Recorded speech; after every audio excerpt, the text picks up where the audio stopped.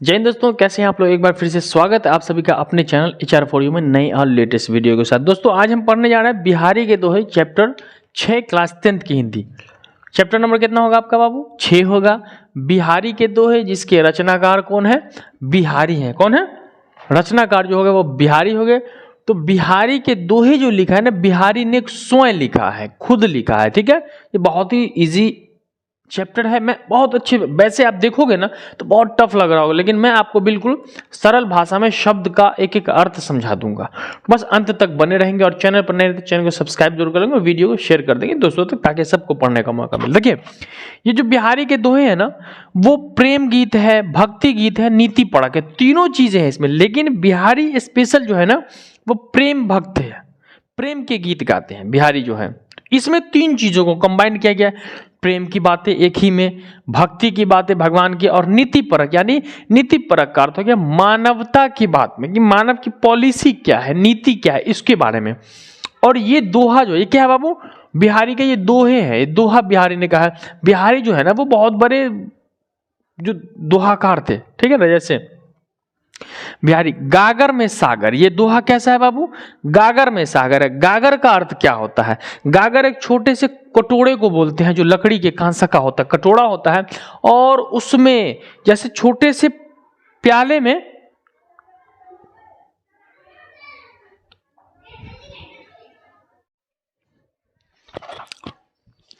यानी जैसे एक छोटे से प्याले में पूरे समुंदर को हम समा लेते हैं ना, वैसे ही छोटी सी बातों में बहुत सारी चीजों को कहा गया है। इसीलिए ये जो है वो गागर में सागर वाली बात कही गई है। तो यहाँ पे दोहा आपका मेरे सामने है, किताब अगर आपके पास है तो 24 नंबर पेज आप निकालेंगे मेरे प्यार बच्चों, और वर्ड टू वर्ड मैं आपको समझाऊंगा बिहारी के दोहे। ठीक है, ये रीति काल के प्रतिष्ठित कवि हैं।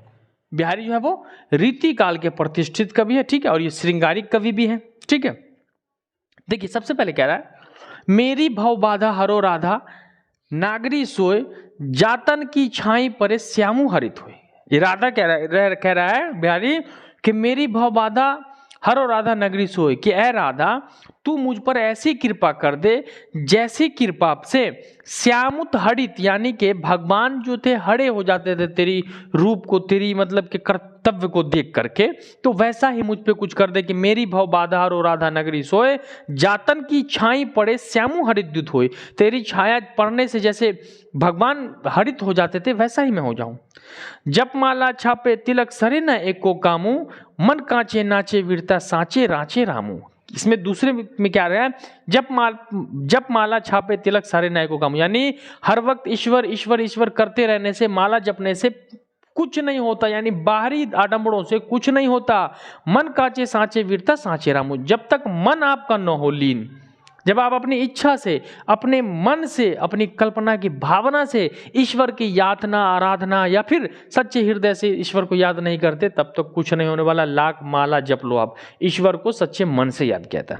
बतरस लालच लाल की मुरली धड़ी लुकाए, सोहू करे भो हनु हंसे, देने कहे नतीजा, यानी बतरस लालच, बातचीत की लालच से मुरली धड़ी लुकाए, कृष्ण की मुरली गोपियां छुपा लेती है, और सोहू करे भौं हंसे, यानी भौं से इस तरीके से इशारा करके कहते हैं कि तुम मुझसे बात कर, मैंने तेरी जो मुरली ले ली है इसीलिए तेरी मुरली ले ली है कि तुम मुझसे बात करे। अर्थात गोपियां कृष्ण की मूर्ति बातचीत की लोभ से छुपा लेती है और कहते हैं कि मैं नहीं दूंगी, तब तक नहीं दूंगी तुम्हारी मुरली जब तक तुम मुझसे बात नहीं कर लेते। जब जब वे सुधी कीजिए तब तब सूधी जाए, आंखनु आंखिन लगी रहे आंखों लागित ना, यानी कह रहा है कि जब जब वे सुधी कीजिए तब तब सुधी हुई, यानी जब जब ऐसा क्षण, ऐसा पल आता है, मैं सुधी करता हूं, कुछ चेष्टा अपने अंदर जिज्ञासा करता हूं तुम्हें याद करने की, आंखिन लागे नहीं आंखन लागित नहीं, नींद नहीं आती है। या ना कहा ना कि कल रात से उनकी तस्वूर का नशा था इतना कि नींद आई तो आंखों ने बुरा मान लिया। जब मैं तुझे याद करता हूं आंख लगती नहीं है।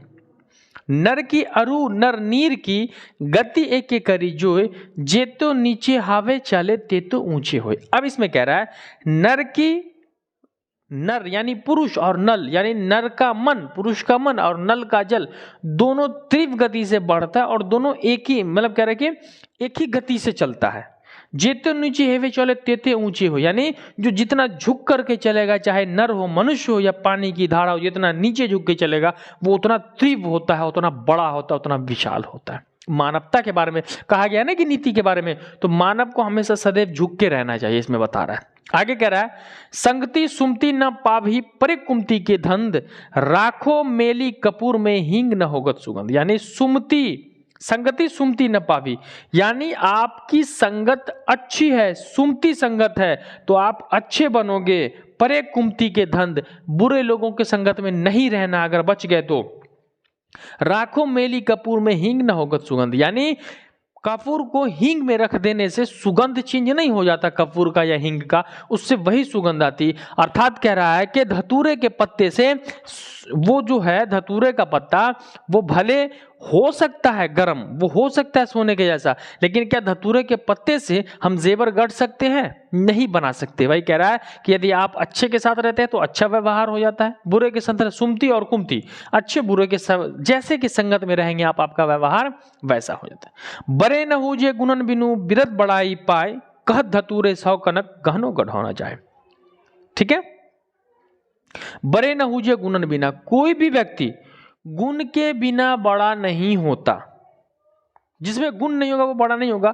कोई लाख अपनी बड़ाई कर ले कि मैं ऐसा हूं, मैं वैसा हूं, मैं ये हूं, मैं वे हूं, कुछ नहीं होने को। जब तक आप में गुण न होगा तब तक आप बड़े नहीं बन सकते। वही कह रहा है कि बड़े न हुजे गुणन बना बिरत बढ़ाई पाए, कहत धतूरे कनक से गहनो गढ़ो न जाए। धतूरे से हम गहना नहीं गढ़ सकते। दीर्घ सांस न लेहू दुख सुख साई नहीं भूल, दई दई क्यों करतू है दई दई सु कबूल। यानी दुख सुख न लेहू दुख साई पाई सुभूल, यानी कि दुख की घड़ी आई तो तकलीफ हो गई, सुख की घड़ी में ईश्वर को कहां याद करते हो। वही कह रहा है कि दीर्घ सांस न ले, क्यों करो को हे ईश्वर मेरी ही किस्मत में लिख दिया भाग, ऐसा नहीं करना।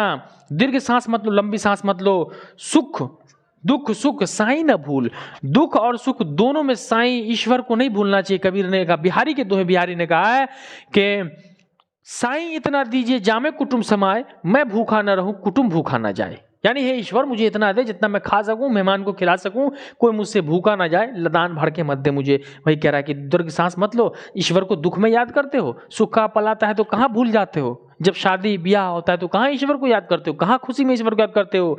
दई दई क्यों करत है दई दई से कबूल, तुम इस तकलीफ को तकलीफ 10 को क्यों बताते हो, उसे कबूल करो। ईश्वर जो दे आपको, अगर ईश्वर ने आपके लिए खुशी लिखा है तो उसे स्वीकार करो, गम दिया है तब भी स्वीकार करो। कठिन समय को जो स्वीकार कर लेगा उसी के लिए जो है वो जो प्रसन्नता का समय आता है, और उसी के जीवन में जो उल्लास आता है, हर्ष आता है। तो इसमें यही बताया गया। अब इसमें जो एक चीज बाबू, शब्द और अर्थ, इन चीजों को आप याद कर लोगे। इसमें जितनी चीजें शब्द और अर्थ किया गया है, इसमें तीनों चीजों को बताया गया है, प्रेम भक्ति नीति, तीनों चीजों को। और ये दोहा कैसा है, गागर में सागर वाला दोहा है। तो अपने दोस्तों को शेयर भी कर दोगे। जो भी नए बैच में जुड़ने वाले वो तुरंत जुड़ जाएंगे। बैच स्टार्ट हो चुका है, 5-6 चैप्टर हो चुका है। यदि आपने नहीं देखा तो प्ले लिस्ट में जा करके क्लास 10th हिंदी 2025 के नाम से दिया हुआ, वहां से आप जरूर देख लेंगे और अपने दोस्तों को शेयर जरूर कर देंगे। तो चलिए मिलते हैं अगले वीडियो में, तब तक के लिए जय हिंद, वंदे मातरम।